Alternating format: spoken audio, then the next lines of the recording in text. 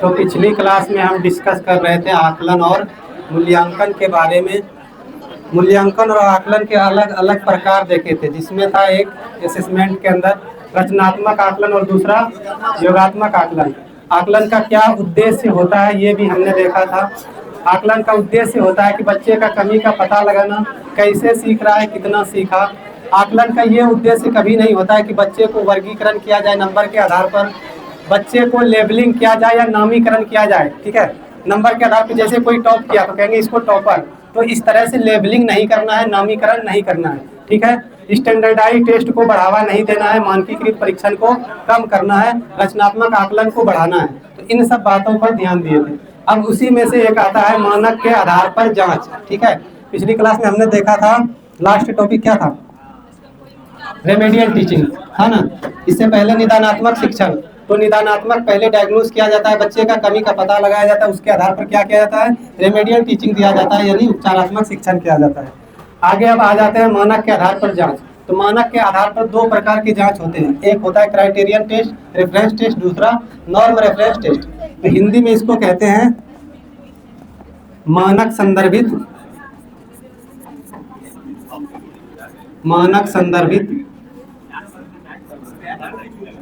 परीक्षण, और दूसरा क्या होगा, मानदंड संदर्भित परीक्षण।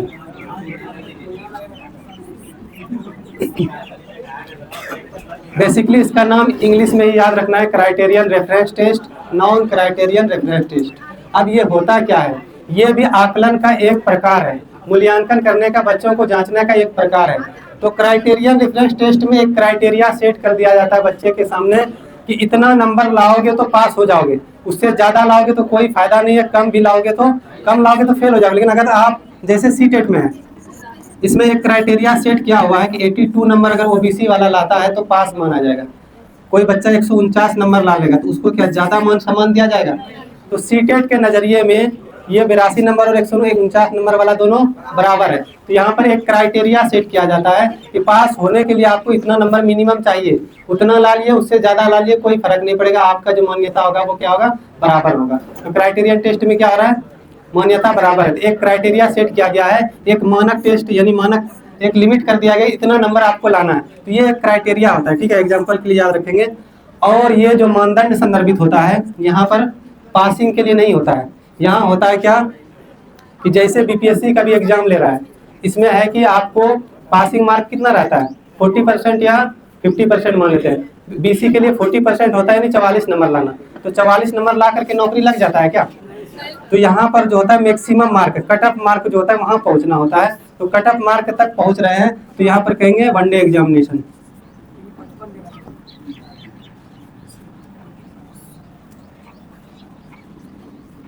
एग्जाम्पल में क्या लिखेंगे, वनडे।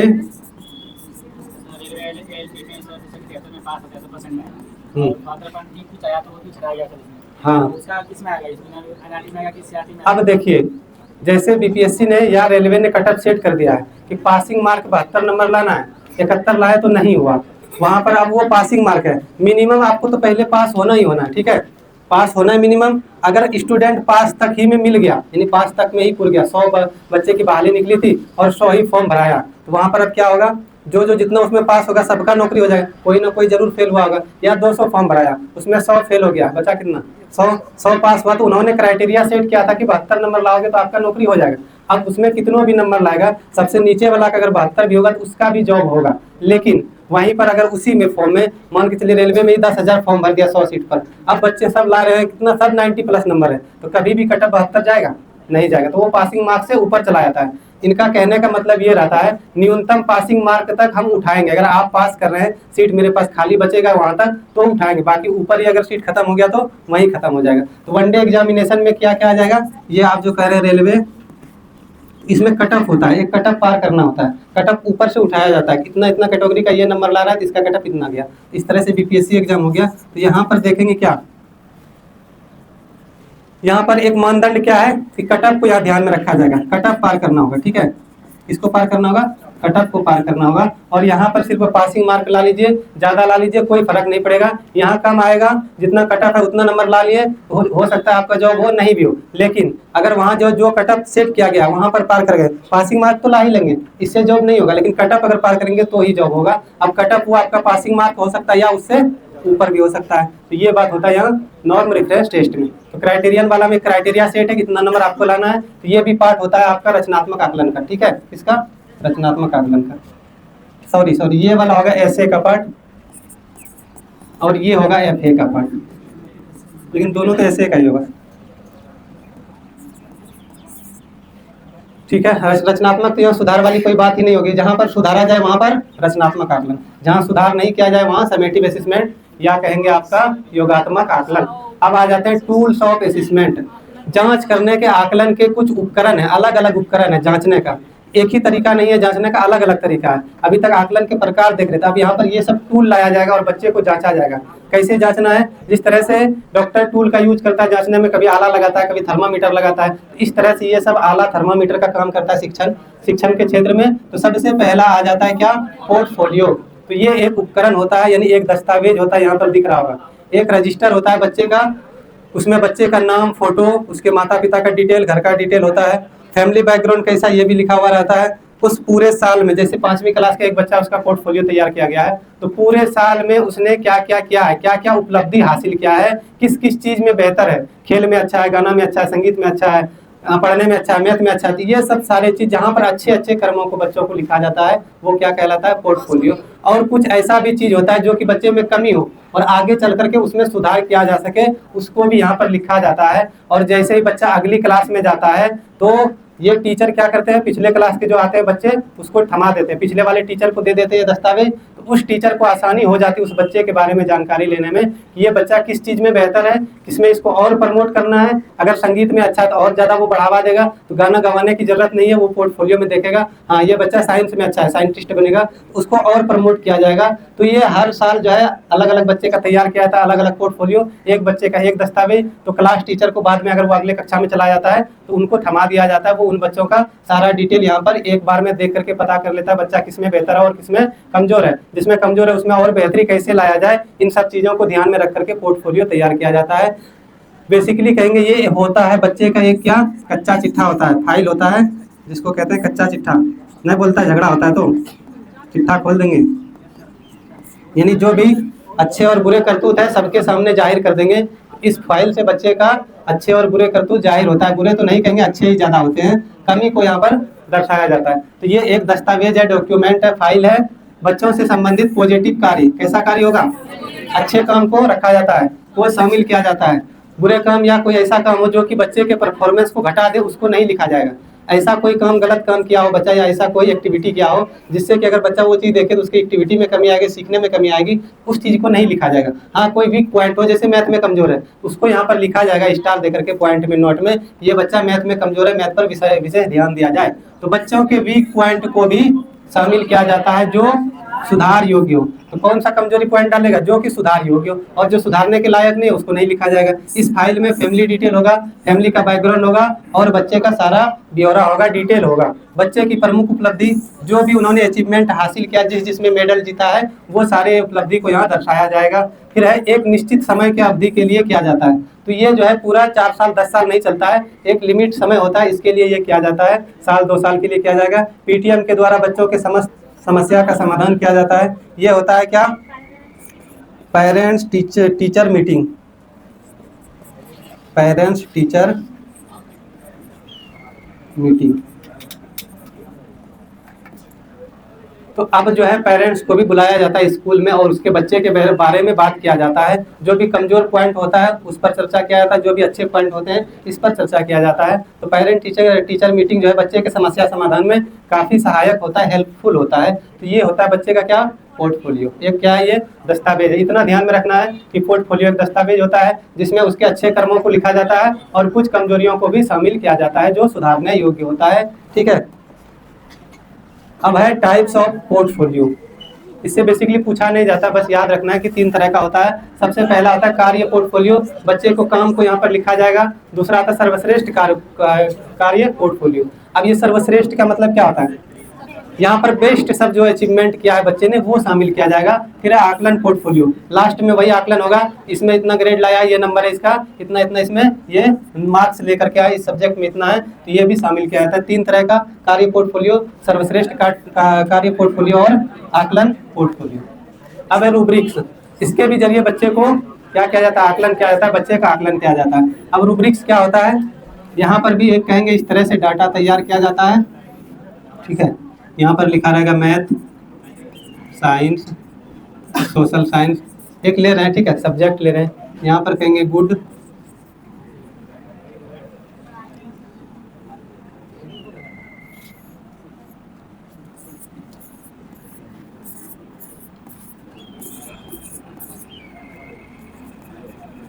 पुअर, गुड और वेरी गुड, इस तरह से लिखा हुआ रहता है रूब्रिक्स में।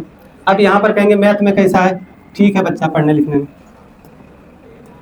मैथ में ठीक है। साइंस में कैसा है, बहुत अच्छा बच्चा इंटरेस्ट लेता है। सोशल साइंस में थोड़ा वीक है।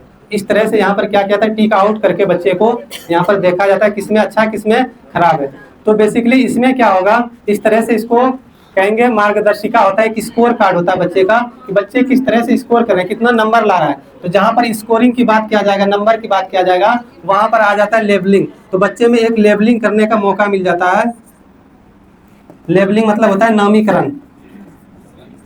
अब ये नामीकरण क्या होता है, एक टैग लगा दिया जाएगा जहाँ पर स्कोरिंग वाला होगा, तो यहाँ पर कह देंगे क्लासरूम में इस बार जो टेस्ट लिए थे तो इनका जो है सबसे ज्यादा नंबर लाया है, और ये बात हम डेली बोलेंगे, यहाँ चिपका भी देंगे एकदम, ये टॉपर है अपने क्लास का। तो क्या होगा इससे, ये नामीकरण कर रहे हैं, लेबलिंग कर रहे हैं, एक ठप्पा लगा रहे हैं, यही टॉपर है। तो दूसरे बच्चे के मन में क्या आएगा, आप लोगों के मन में क्या आएगा इसके प्रति, बहुत सारे बच्चे इनको पॉजिटिव लेंगे कि वो कर रहे हैं तो हम भी करेंगे, और बहुत सारे बच्चे इसको निगेटिव लेकर के चलेंगे, सर हमेशा उन्हीं का तारीफ करते हैं, उन्हीं को देखते हैं, क्या क्लास में एक ही बच्चा है वो टॉप कर गया क्या हो गया। इस तरह से क्या होगा, उनके सीखने में कमी आने लगेगा। तो इस नामीकरण से क्या करना है, दूर रखना है। जब भी आकलन हो तो उसका ये उद्देश्य कभी नहीं होना चाहिए बच्चे का नामीकरण किया जाए, या फिर कहेंगे वर्गीकरण किया जाए। क्या, वर्गीकरण भी नहीं करना है, यानी क्लास में नहीं बांटना है, टॉपर को एक जगह नहीं रखना है या कमजोर वाले को एक जगह नहीं करना है, इस तरह से वर्ग में नहीं रखना है, सबको मिला जुला करके लेकर के चलना है। तो निदानात्मक होता है रूब्रिक्स, इसमें क्या होता है, निदान भी किया जा सकता है, कमियों का पता लगाया जाता है, लेकिन यहाँ रेमेडी नहीं किया जाएगा क्योंकि ये फाइनल होता है। तो यहाँ पर रेमेडी नहीं दे सकते, उपचार नहीं कर सकते हैं, कमी का पता चल जाएगा लेकिन उपचार नहीं दे सकते हैं। फिर दोबारा उसी क्लास में रहेगा या उस जगह रहेगा, फिर से उसको वहाँ पर उसका तैयारी करवाया जाएगा। फिर समेटिव असेसमेंट का हिस्सा होता है। अब ये समेटिव है, निदान या उपचार क्यों नहीं हो पा रहा था, क्योंकि ये समेटिव का हिस्सा, योगात्मक आकलन का हिस्सा, और योगात्मक होता है साल के अंत में, तो जो अंत में उसमें सुधार नहीं किया जाएगा। क्राइटेरियन रेफरेंस टेस्ट को फॉलो करता है, अभी पढ़े थे क्राइटेरियन रेफरेंस टेस्ट CRT, इसको फॉलो करता है और वो समेटिव का हिस्सा होता है। तो ये हो गया आपका क्या, रूब्रिक्स। तो एक पैमाना नापता है, स्कोरिंग कार्ड होता है, स्कोरिंग मार्गदर्शिका होता है, निदानात्मक होता है, समेटिव का हिस्सा है और क्राइटेरियन रेफरेंस टेस्ट को फॉलो करता है। अब 2 तरह का यहाँ पर होता है रूब्रिक्स। सबसे पहला है आपका, एक होता है समग्र रूब्रिक्स और दूसरा विश्लेषणात्मक। अब ये समग्र रूब्रिक्स क्या होगा, इसमें बच्चे को अलग अलग करके जांच नहीं किया जाएगा, एक साथ लेकर के समग्र रूप से चलेगा, सारे बच्चों का इस तरह मानदंड तैयार करके एक साथ किया जाएगा। और विश्लेषण में क्या होगा, अलग अलग तोड़ करके बच्चों का विश्लेषण करके उसका रूब्रिक्स तैयार किया जाएगा, पैमाना सेट किया जाएगा। बस ये 2 टाइप है, यही रखना है। सिर्फ क्या, रूब्रिक्स क्या होता है, एक स्कोरिंग मार्गदर्शिका होता है, निदानात्मक होता है, और ऐसे का पार्ट होता है, सुधारने योग्य नहीं होता है। Criterion reference test, criterion reference test एक क्राइटेरिया सेट है, 33 नंबर में पास करना है। 10th क्लास में मैथ में क्राइटेरिया सेट है, 33 नंबर से कम लाइएगा फेल हो जाइएगा, है ना। वो एक क्राइटेरिया है, उतना कम से कम लाना है, ज़्यादा जितना ला सकते हैं उसमें कोई दिक्कत वाली बात नहीं होगी। अब रेटिंग स्केल, ये एक स्केल होता है, यहाँ भी क्या है, स्केल लिखा होता है, एक स्केल होता है। अब इस स्केल के जरिए क्या किया जाता है, ये पूर्व निर्धारित विकल्पों को संख्यात्मक या वर्णात्मक मूल्य प्रदान करके किसी की राय, दृष्टिकोण, क्या नजरिया है, धारणा या प्रदर्शन को मापता है। अब यहाँ पर हम जैसे पढ़ा रहे हैं, टीचिंग कर रहे हैं एग्जाम्पल के लिए, अब इनसे पूछेंगे हमारी राय कि हम जो पढ़ाते हैं कैसा लगता है, तो ये कुछ और जवाब देंगे, दूसरे से पूछेगा उनका जवाब अलग होगा। लेकिन हम यहाँ पर सेट करके रखे हैं, सिर्फ इतना में जवाब देना है कि हम जो पढ़ा रहे हैं वो अच्छा है या खराब है। तो कोई बोलेगा अच्छा है, ठीक है, मतलब पुअर, कोई कहेगा कमजोर है तो कमजोर में लगा, कोई कहेगा बहुत ज्यादा कमजोर है तो यहाँ लगाएं, कोई कहेगा एक्सेलेंट है सर, बहुत अच्छा पढ़ाते थे यहाँ, आवाज कैसी है, ठीक है, चलने लायक है, तो नॉर्मल डाल देंगे। फिर इस तरह से कहेगा कि किस तरह से यहाँ पर और कहेंगे कंटेंट कैसा दिया जाता है, तो बहुत अच्छा कंटेंट दिया जाता है सर, यहाँ लगा दीजिए एक्सेलेंट में। तो ये क्या है, एक रेटिंग स्केल है और ये हम सेट करके लाते हैं, आपको सिर्फ क्या करना होता है, इसमें फिल करना होता है, अपना कोई दिमाग नहीं लगाना होता है। इसीलिए कहा जाता है ये पूर्व निर्धारित होता है, पहले से एक स्केल सेट किया हुआ रहता है। फ्लिपकार्ट वाला सबसे और अच्छा एग्जाम्पल ले लीजिए, फ्लिपकार्ट वाला डिलीवरी बॉय आता है आपके यहाँ पार्सल देने के लिए और लास्ट में बोल के जाता है सर फीडबैक दे दीजिएगा, रेटिंग दे दीजिएगा, और आपको एक लिंक प्रोवाइड किया जाता है और इस तरह से ऑप्शन खुल करके आता है, उसमें आप लगाते हैं ये जो डिलीवरी दिया गया डिलीवरी बॉय का व्यवहार कैसा था, आप लगाते हैं अगर ठीक ठाक बात किया है, समय पर पहुंचा दिया, वेरी गुड, बहुत अच्छा, एक्सेलेंट। और कहता है फिर समय पर डिलीवरी मिल रहा, तो वो 9 बजे का समय था, आपको रात में 9 बजे दिया जा रहा है, एकदम बैड में लगाते हैं नीचे वाले में। इस तरह से आप क्या करते हैं, वहां पर रेटिंग स्केल का प्रयोग करते हैं। वहां पर आपने कुछ अपना किया नहीं, उन्होंने वो सेट करके रखा है, वेरी गुड, गुड, पुअर, तो ये सब पहले से सेट रहता है, आपको सिर्फ टिक आउट करना होता है। तो ये भी जांचने का क्या है, एक तरीका है, ठीक है। यह तुलनात्मक होता है। अब यहाँ पर तुलना किया जाएगा, बच्चे में तुलनात्मक होगा, और कभी भी तुलनात्मक को हम बच्चे में तुलना नहीं करवाएंगे, किसी भी दो बच्चे के बीच तुलना नहीं करवाएंगे, ये तुमसे बेहतर है, तुम इससे कमजोर हो, इस तरह की बात नहीं करना है। तो ये उतना अच्छा नहीं होता है ना, अपने यानी कि कहेंगे आकलन का ये एक हिस्सा है, लेकिन उतना बेस्ट नहीं होता है। क्यों? क्योंकि ये तुलनात्मक है, बच्चे में तुलना करवाता है। अगर कंपैरिजन के लिए किया जाए तो बहुत अच्छी बात है, देखेंगे दोनों में कौन बेस्ट, इसके लिए किया जाए तो बहुत अच्छी बात है, ये इसमें बेहतर है, ये इसमें कमजोर है, इस तरह से। तो ये होता है आपका रेटिंग स्केल। नेक्स्ट देखिए, एक आता है एनेक्डोटल रिकॉर्ड, जिसको कहते हैं कथात्मक रिकॉर्ड। अब इसमें किस तरह की जानकारी होगी, किसी खास तथ्य की जानकारी के लिए किया जाता है। अब बच्चे से जुड़ा हुआ स्पेसिफिक चीज हमको देखना है कि ये बच्चा सीडीपी में कैसा, पूरा ऑल तो सब पढ़ाया जा रहा है, सीडीपी में भी देखेंगे कि मूल्यांकन वाले चैप्टर में इसका किस तरह से है, कैसा परफॉर्मेंस है। स्पेशल जो है हम ये एनेक्डोटल रिकॉर्ड तैयार करेंगे और बच्चे का उसी फील्ड में जाकर के क्या करना है, हमको जांच करना है। डॉक्टर दो तरह का होता है, एक होता है जनरल फिजिशियन होता है, ठीक है, और दूसरा होता है स्पेशलिस्ट।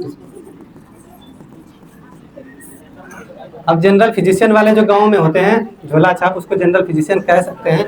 कोई भी दिक्कत हो, कोई भी परेशानी हो, रात के 12 बजे पेट में दर्द हो, माथा में दर्द हो, बुखार हो, दिल में छेद हो गया हो, सबके लिए दवाई दे देगा ये, ठीक है। तो कौन है ये? जनरल फिजिशियन है। काम चलाओ के लिए ठीक है, लेकिन वही अब पेट में दर्द है, कौन सा वाला दर्द है, गैस वाला दर्द है, बीमारी वाला या और कुछ है, इसके लिए आपको जाना होता है स्पेशलिस्ट के पास। तो इस स्पेशलिस्ट के पास जा करके अब आप क्या कराते हैं, इलाज कराते हैं, तो उस क्षेत्र में इसको महारत हासिल होता है। तो ये एनेक्डोटल रिकॉर्ड भी क्या है, ये स्पेशलिस्ट होता है, मतलब किसी खास काम के लिए किया जाता है। तो स्पेशलिस्ट कौन हो गया? Anecdotal record. तो जिस क्षेत्र में बच्चा कमजोर है उसी का सिर्फ यहाँ पर रिकॉर्ड तैयार किया जाएगा, उसी क्षेत्र में काम किया जाएगा। तो ये क्या होता है, स्पेसिफिक होता है, विशिष्ट होता है, ठीक है। क्या होगा? विशिष्ट होगा। तो समझ गए एनेक्डोटल रिकॉर्ड क्या होगा? एक बार देखना है, इन शॉर्ट में याद रखना है कि ये जो होता है एनेक्डोटल रिकॉर्ड होता है, कथात्मक होता है, ये स्पेसिफिक होता है, विशिष्ट होता है, स्पेशलिस्ट होता है, किसी खास चीज के लिए जांच किया जाता है। अब नेक्स्ट है कम्युलेटिव रिकॉर्ड, संचयी रिकॉर्ड। अब इसमें क्या होगा, यहाँ जो होगा ये किससे संबंधित होगा? क्लासरूम से, ओनली ऑन क्लासरूम से, उसके बाहर की चीजें नहीं होगी। इसमें जो भी रिकॉर्ड किया जाएगा क्लासरूम से संबंधित रिकॉर्ड होगा। अब क्लासरूम में क्या होता है, फीडबैक जैसे दिया जाता है, हम कैसा पढ़ा रहे हैं, क्या कर रहे हैं, आप कैसे सीख रहे हैं, इन सब बारे में अगर फीडबैक दिया जा रहा है, ठीक है, तो यहाँ पर ये क्लासरूम से रिलेटेड है। फिर टिप्पणी, कोई कमेंट करता है, किसी एक टॉपिक पर कोई कमेंट कर दिए, आप इन्होंने पूछ दिया सीआरटी क्या होता है, तो ये इनकी टिप्पणी थी, सीआरटी क्या होता है या सवाल पूछ रहा है, इस तरह का क्या होगा, ये क्लासरूम से रिलेटेड है। तो कम्युलेटिव रिकॉर्ड में इसको जमा किया जाएगा। फिर रहता है अटेंडेंस का रिकॉर्ड। अटेंडेंस रिकॉर्ड कहाँ से रिलेटेड है? क्लासरूम से रिलेटेड है। डीएलएड बीएड कर रहे होंगे, वहाँ पर कह रहा होगा कि अगर आपका अटेंडेंस है मिनिमम 75% होना चाहिए तब एग्जाम में बैठ सकते हैं, उसके लिए इसके नीचे रहेगा तो आप एग्जाम में नहीं बैठा जाएगा, बैठने नहीं दिया जाएगा। तो ये रिकॉर्ड भी रखा जाता है एक इसमें कम्युलेटिव रिकॉर्ड में या संचयी रिकॉर्ड में। फिर है सब्जेक्ट का रिकॉर्ड, अलग अलग सब्जेक्ट का रिकॉर्ड क्लासरूम से जुड़ा हुआ यहाँ पर शामिल किया जाएगा। तो कम्युलेटिव रिकॉर्ड जैसे कहेगा तो सी से कम्युलेटिव, सी से क्लासरूम, याद रखना है, ठीक। अब आ जाएंगे चेक लिस्ट पर। यह भी इस तरह से होता है, यस नो वाला में और ट्रू और फॉल्स में। एक इस तरह से डाटा दिया जाएगा आपके सामने, हाँ बोला जाएगा भारत की राजधानी पटना है, सही है या गलत है? तो गलत है तो गलत वाले में लगा देंगे, अगर सही होगा तो सही वाले में लगा देंगे। ताजमहल हनवारा में है, इस तरह से। तो अब जैसे ये इस तरह से क्या किया जाता है, एक चेकलिस्ट तैयार किया जाता है और सवाल पूछा जाता है। फिर इसमें यस नो वाला भी होता है, ठीक है, यस और नो वाला है। अच्छा मिनी ताजमहल होगा क्योंकि आशिक तो हनवारा में भी है ना, तो यहाँ भी है, ठीक है। तो यहाँ पर क्या होगा, एक छोटा सा यस नो में या सही गलत में जवाब देना होता है, ये चेक लिस्ट होता है। तो ये सब जरिया है मापने का, बच्चे का आकलन करने का एक शॉर्ट में जरिया है। ठीक, अब आ जाते हैं सवालों पर। चलिए,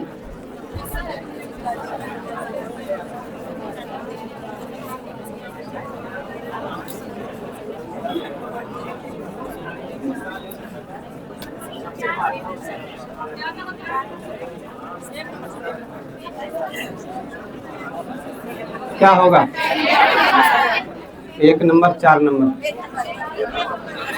कह रहा शिक्षार्थियों के मूल्यांकन का सबसे महत्वपूर्ण उद्देश्य क्या होगा। आप क्यों आकलन करेंगे, क्यों मूल्यांकन करेंगे। शिक्षण पद्धति की प्रभावशीलता पर विचार करना तथा सीखने को बढ़ाने के लिए इसमें संशोधित करना। तो सही बात है। एक तो आप देखें कितना इफेक्टिव तरीके से आप पढ़ा रहे हैं और उस पर विचार करेंगे, और सीखने को कैसे बढ़ाया जाएगा इसमें भी संशोधन करेंगे, ये बात तो ठीक लग रहा है। नेक्स्ट है शिक्षकों को सौंपे गए कार्यों में से एक को पूरा करना। जो काम दिया सिर्फ उसको पूरा करना होगा क्या, नहीं होगा। अभिलेख एवं रजिस्टर पूर्ण करना, बच्चा सीखे या नहीं सीखे लेकिन रजिस्टर में अटेंडेंस बनाना अपना भी और बच्चे का भी। तो ये चीजें क्या होगी। अब यहाँ पर जो 4 नंबर वाले जवाब दे रहे थे वो सुन लीजिए। कक्षा में समान योग्यता वाले समूह बनाना। शुरू से बोलते आ रहे हैं जब भी समूह बनाएंगे, ग्रुप बनाएंगे बच्चों का, तो मिला जुला ग्रुप होगा, सभी तरह के बच्चे उस ग्रुप में होना चाहिए। समान योग्यता या एक जैसे बच्चे को नहीं रखेंगे, तेज वाले बच्चे या टॉपर सब एक जगह नहीं रहेगा, सब मिला जुला होना चाहिए। तो ऑप्शन नंबर 4 क्या हो गया, ऑप्शन नंबर 1 सही। नेक्स्ट देखिए,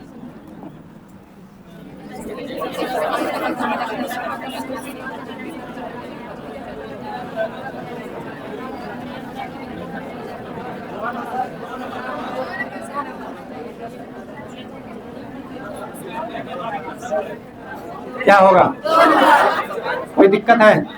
निम्न में से कौन सा कथन सामाजिक रचनात्मक कक्षा कक्ष में मूल्यांकन को चिन्हित करता है। तो रचनात्मक जब कहेगा जहाँ पर ज्यादा इफेक्टिवली तरीके से किया जाएगा। मूल्यांकन को विद्यालयों में डर व तनाव पैदा करने के लिए, तो बच्चे में कभी भी मूल्यांकन इसके उद्देश्य से नहीं किया जाता है। मूल्यांकन में विविध प्रकार के यानी अलग अलग तरीके, जैसे पोर्टफोलियो, कक्षागत अंतःक्रिया, बच्चे में क्या कराना, इंटरेक्शन कराना, इन सबको शामिल करना, ये ठीक लग रहा है। नेक्स्ट है मूल्यांकन बच्चों के जानकारी के प्रत्यास्मरण की क्षमता को बढ़ाने के लिए। और ये प्रत्यास्मरण क्या है, याद करना। तो इस रट्टू मार को नहीं बढ़ाना है, क्या जाता है ये गलत है। मूल्यांकन को केवल बच्ची क्या नहीं जानती है पर केंद्रित नहीं होना, केवल एक चीज पर फोकस नहीं करना है बजाय इसके कि बच्ची क्या जानती है। ऑप्शन नंबर नेक्स्ट देखिए, क्या उद्देश्य हो गया मूल्यांकन का।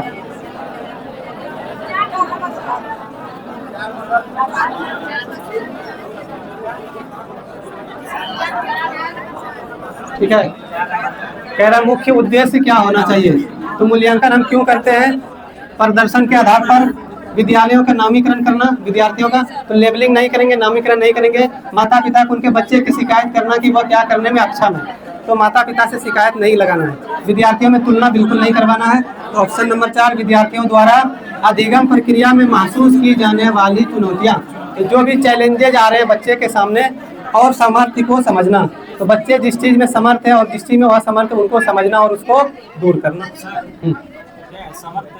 सामर्थ्य है, सामर्थ्य जो चीज सीखने में वो मतलब कहेंगे क्या काबिल है, हाँ, या किसी में काबिल नहीं है, किस चीज में वो असमर्थ है, इन सब चीजों को जानना, फिर उसकी कमजोरी को दूर करना।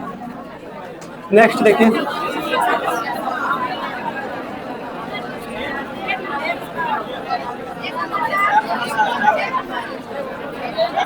ठीक है, शांत हो जाइए। विद्यार्थियों में क्रिटिकल थिंकिंग का आकलन करने के लिए अध्यापक को निम्नलिखित में किसका चयन करना चाहिए। तो सबसे पहला है खुले अंत वाला प्रश्न, ठीक है, ओपन एंडेड प्रश्न है जिसमें आप सारी चिंतन हो। ये बात तो बहुत अच्छी बात है, ये आपका क्रिएटिविटी में सहायक होता है, रचनात्मक में भी सहायक होता है और क्रिटिकल थिंकिंग में भी। वे प्रश्न जिनका उत्तर हाँ और ना में हो, तो ये नहीं होगा, इसमें क्रिटिकल थिंकिंग डेवलप होगा नहीं होगा। एक शब्द के जवाब वाले प्रश्न, वन वर्ड सॉल्यूशन नहीं, वे प्रश्न जिसमें घोषणात्मक ज्ञान है। तो घोषणात्मक ज्ञान में एक फिक्स चीज रहता है, इसमें भी लिमिट किया जाता है।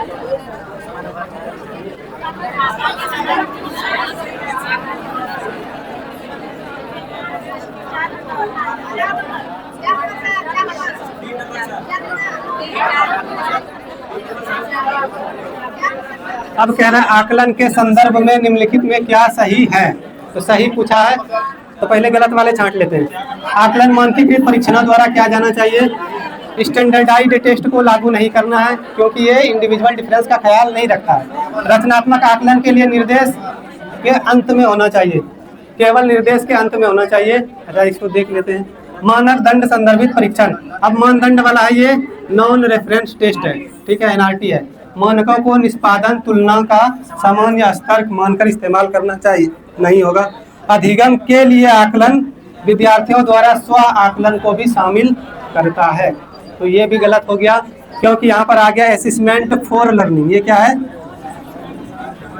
Assessment for learning. और ये किसका पार्ट होता है?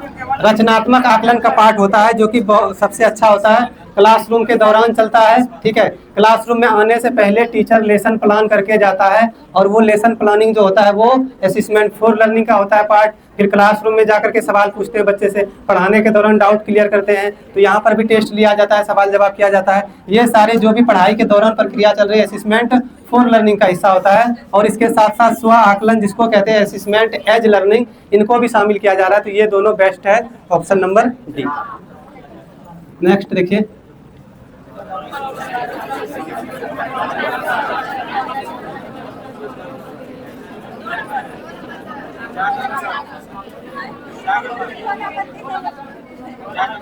ठीक है, कोई है 4 नंबर, कोई है 2 नंबर। चलिए 4 नंबर क्यों होगा, वो क्या है बताइए उसके बारे में। नहीं, अगर बोल रहे हैं तो बताइए कि वो 4 नंबर का मतलब क्या है। मानक संदर्भित क्या है? मूल्यांकन। मतलब है ये CRT, ठीक है। CRT है criterion reference test. Criterion reference test क्या होता है, किसका पार्ट होता है ये बताइए? रचनात्मक आकलन का या योगात्मक आकलन का? तो क्या ये होगा? तो मजाक के लिए नहीं बोलना है, ठीक है। ये उनको पता था, फिर बदल दिया, वो उनसे पूछ रहे हैं। तो योगात्मक आकलन नहीं होगा। क्या होगा? जब प्रभावी कह रहा है शिक्षक कक्षा में शिक्षण अधिगम की प्रक्रिया में अक्सर जांच करने वाले प्रश्नों का प्रयोग करता है। ऐसा क्वेश्चन पूछ रहा है जिससे बच्चे का पता चले क्या सीखा क्या नहीं। इससे शिक्षक को किस प्रकार के मूल्यांकन करने में मदद मिलता है? चूंकि पढ़ाई के दौरान चल रहा है, कक्षा कक्ष में चल रहा है, तो कौन सा मूल्यांकन? रचनात्मक मूल्यांकन होगा। मानकीकृत परीक्षण क्या होता है? जहाँ पर सबके लिए एक जैसा क्वेश्चन तैयार किया जाता है, इसमें किसी के कमजोरी का और मजबूती का ख्याल नहीं रखा जाता है। या इसको और एक चीज कहते हैं, ये मानकीकृत परीक्षण को कहते हैं पेपर पेंसिल टेस्ट। तो जहां पर सिर्फ जो है पेपर पेंसिल टेस्ट लिया जा रहा है, इसको कहेंगे मानकीकृत मूल्यांकन या स्टैंडर्डाइज्ड टेस्ट। अब नेक्स्ट है आकलन के संदर्भ में निम्नलिखित में क्या सही है। ये पहले वाला है ना, रिपीट हो गया। ये कैसे हो गया? अब है सतत व समग्र मूल्यांकन, यानी कि कंटिन्यूअस कॉम्प्रिहेंसिव इवैल्यूएशन। कह रहा है CCE के क्या मायने हैं? हाँ, एक सेकंड, जिनसे पूछेंगे वही जवाब देंगे। चलिए आप बताइए। तो यहाँ से मोबाइल जो देख रहे हैं क्लास में, क्या होगा?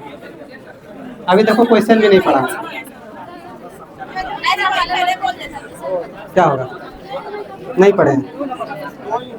जब पूछते हैं तब क्वेश्चन पढ़ता है, इसके बीच में क्या करते हैं? CCE का यहाँ कह रहा है सतत व समग्र मूल्यांकन के बाद क्या मायने है? विद्यार्थियों की एक दूसरे से तुलना करना नहीं होगा।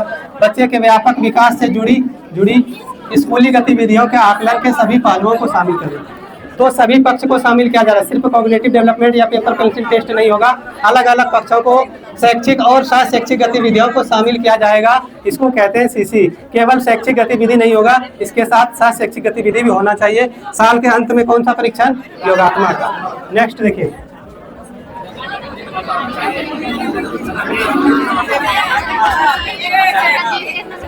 अब क्या होगा? ये क्या है? शिक्षक उन्मुख, यानी शिक्षक पर आधारित होना चाहिए। नहीं, मानदंड संदर्भित नॉन रेफरेंस टेस्ट नहीं होगा, मानकीकृत नहीं होगा, संदर्भित होगा। बच्चे के संदर्भ में होना चाहिए, उनके रेफरेंस में होना चाहिए। नेक्स्ट देखिए, अधिगम हेतु मूल्यांकन किस प्रकार का होना चाहिए? अधिगम के लिए कहे, अधिगम हेतु कहे, रचनात्मक मूल्यांकन, ठीक है। नेक्स्ट देखिए,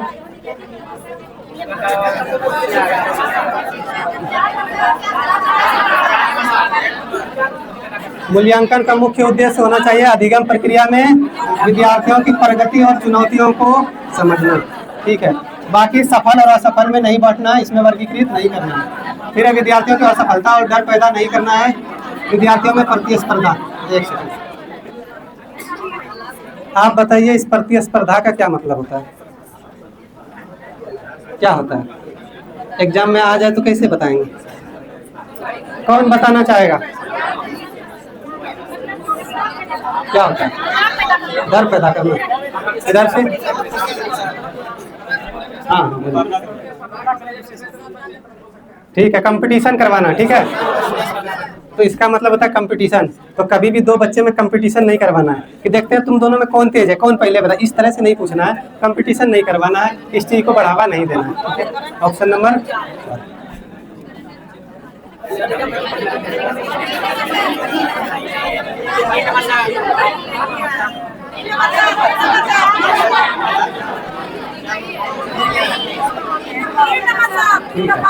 उधर से पीछे से। अधिगम हेतु आकलन, यहाँ हेतु लिखा हुआ लेकिन यहाँ फोर होना चाहिए। ठीक है, ये के लिए है, असेसमेंट फॉर लर्निंग है। के संदर्भ में निम्न में कौन सा कथन सही नहीं है? मूल्यांकन व्यापक होना चाहिए, व्यापक होना चाहिए। सीसीई का पार्ट है। मूल्यांकन सतत होना चाहिए, बिल्कुल सही है। मूल्यांकन मानकीकृत परीक्षणों द्वारा किया जाना चाहिए, गलत है। बाकी ये भी सही है, और जो गलत है वही सही है। ठीक है, ऑप्शन नंबर 3। ठीक है,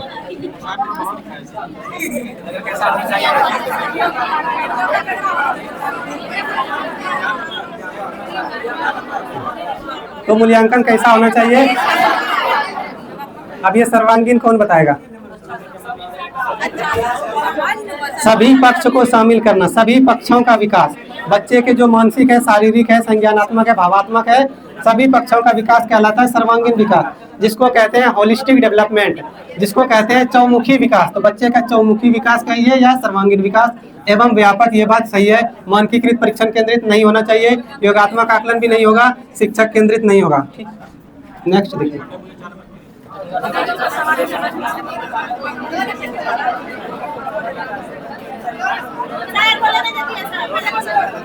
बोलने दीजिए, कहा इसको पकड़ के रखें। हो सकता वो गलत बोले, बोलने दीजिए, अपना पढ़ेंगे हम। अधिगम का सामाजिक संरचनात्मक उपागम। जब सामाजिक संरचनात्मक बोले तो कौन ध्यान में आता है? वाइगोत्स्की आना चाहिए। ठीक है, तो सामाजिक संरचनात्मक उपागम निम्न में से किस आधार पर मूल्यांकन को बढ़ावा देता है? मुख्यतः प्रत्यास्मरण पर, रट्टा मारने पर नहीं देगा। सामाजिक रचनावादी होगा तो कौन होगा? सहयोगात्मक और प्रोजेक्ट कार्य, जो कि वाइगोत्स्की इसकी चर्चा करते हैं अपनी थ्योरी में कि सहयोगी अधिगम को बढ़ावा देना है, परस्पर शिक्षण को बढ़ावा देना है। एक शब्द जवाब देने वाले प्रश्न होते हैं क्लोज एंडेड। क्या होते हैं ये क्वेश्चन? क्लोज एंडेड, जिसको कहते हैं बंद अंत वाला प्रश्न, बंद अंत वाला प्रश्न। तो ये ठीक कभी होगा? नहीं होगा। बाकी मानकीकृत परीक्षण तो नहीं। Option number B. नेक्स्ट देखिए। अब जिनसे पूछेंगे वही जवाब देंगे। ठीक है, चलिए आप ही बताइए, आप इनको बोलने नहीं देते। ठीक है, आप इधर से थोड़ा और एक बार आप पढ़िए। क्या होगा? तो देखे, जो बोलने नहीं दे रहा गलत हो गया ना, इसीलिए बोलते हैं अपना पढ़ा करो। अब कह रहा है सतत और व्यापक मूल्यांकन के संदर्भ में सही नहीं है। किसी ने देख लिया सही है तो पहले है वाला पढ़ के लगा दिया। यह शिक्षकों के लिए शिक्षार्थियों का निरंतर परीक्षण करने में आसान तरीका है, कह सकते हैं। अध्यापन अधिगम प्रक्रिया में नवीनतम प्रक्रिया है, ये भी सही है, क्योंकि सीसीए कब लागू हुआ है? कब लागू हुआ है? 2009 में, तो नवीनतम है। यह विद्यार्थियों में अध्ययन के प्रति रुचि पैदा करता है, डर को दूर करता है सीसीए, तो ये बात भी सही है। अब कह रहा है पारंपरिक पेपर कलम परीक्षण विद्यार्थियों की सभी विशेषताओं और क्षमताओं का आकलन नहीं कर पाता है। ये बात भी तो सही लग रहा है, ये बात भी तो सही है। अब तक गलत कौन सा लग रहा है?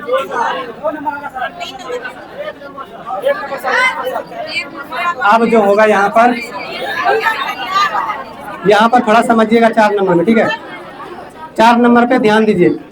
पारंपरिक पेपर कलम परीक्षण जो है विद्यार्थियों की सभी विशेषताओं का गहरा आकलन या क्षमता का आकलन नहीं करेगा, ये बात सही है। पेपर पेंसिल टेस्ट सिर्फ संज्ञानात्मक क्षमता का जो है वो आकलन करता है, बाकी खेल में कैसा है वो कैसे आकलन करेगा, पेपर पे गाने में कैसा है कि कैसे करेगा, नहीं कर पाएगा। तो इस चीज के लिए अलग अलग होना चाहिए, ये बात सही है। अब यहाँ पर कह रहा है ये शिक्षकों के लिए शिक्षार्थियों का निरंतर परीक्षण करने का आसान तरीका है। तो उतना आसान तरीका नहीं, ये एक जटिल प्रक्रिया होती है। आकलन ही एक जटिल प्रक्रिया है जो कि उसको टीचर आसान बनाता है, लेकिन आसान ये प्रक्रिया होता नहीं है। तो कौन सा गलत हो जाएगा, तो यही क्या होगा, सही होगा। बाकी रुचि पैदा करता है, ठीक है। हाँ ये नहीं अब लगा, ये लगा, यही सही है। नवीनतम मतलब नया। नेक्स्ट देखिए, एक शिक्षक 1 महीने की अवधि के अंतराल में विद्यार्थियों को निबंध लेखन के लिए कई ड्राफ्ट लिखने के लिए सहयोग देता है। यदि यह शिक्षक प्रत्येक विद्यार्थियों के सभी ड्राफ्ट को ध्यान में रखता है और उन सभी ड्राफ्ट पर काम करने की प्रक्रिया को भी मान्यता देता है, तो इस प्रकार के मूल्यांकन को क्या कहेंगे। अब हर महीना टेस्ट लिया जा रहा है, ठीक है। तो ऐसा नहीं है कि साल के अंत में लिया जा रहा है या छमाही तिमाही है। तो ऑप्शन नंबर, ठीक है, रचनात्मक आकलन।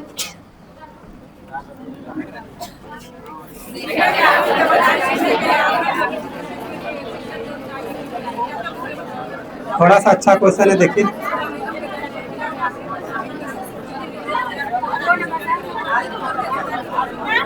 क्या होगा, 2 नंबर होगा ना।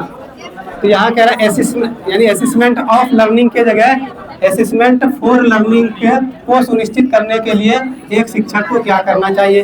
तो इसमें क्या होगा, शिक्षार्थियों को केवल संज्ञानात्मक क्षमताओं को बढ़ावा नहीं देना है, सीधे निर्देश की वह विधि शिक्षण को करे। तो सीधे निर्देश विधि, डायरेक्ट इंस्ट्रक्शन नहीं देना है, प्रतिस्पर्धा की भावना नहीं बढ़ाना। तो ऑप्शन नंबर बी, शिक्षण अधिगम प्रक्रिया के दैनिक प्रक्रिया में आकलन को शामिल करें। तो जब टीचिंग लर्निंग प्रोसेस चल रहा है उसी में हम आकलन कर लें बच्चों का, तो ये होगा असेसमेंट फॉर लर्निंग।